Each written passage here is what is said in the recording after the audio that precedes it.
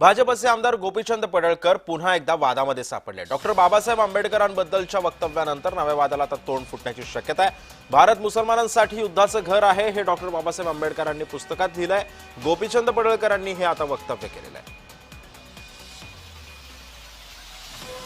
त्यामुळे आता पडळकरांच्या या इतके बुद्धिवान होते, इतके हुशार होते, भारताची फाळणी होण्या अगोदर त्यांनी थॉट्स ऑन पाकिस्तान नावाचं पुस्तक लिहिलं। वाल्मिक अण्णांनी जे सांगितलं त्याच्यावरती त्यांनी भाष्य केलं की दारुल इस्लाम आणि दारुल हर्ब म्हणजे दारुल इस्लाम म्हणजे इस्लाम का घर आहे, दारुल हर्ब म्हणजे युद्धाची भूमी आहे।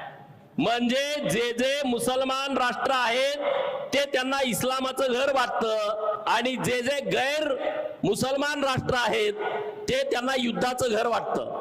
म्हणजे भारत हे मुसलमानांच्यासाठी युद्धाचं घर आहे असं ते मानतात, असं मी म्हणत नाही। महामानव डॉक्टर बाबासाहेब आंबेडकर साहेबांनी 15 ऑगस्ट 1947 ला फाळणी होण्यापूर्वी जे पुस्तक लिहिलंय त्या पुस्तकात लिहून ठेवलंय।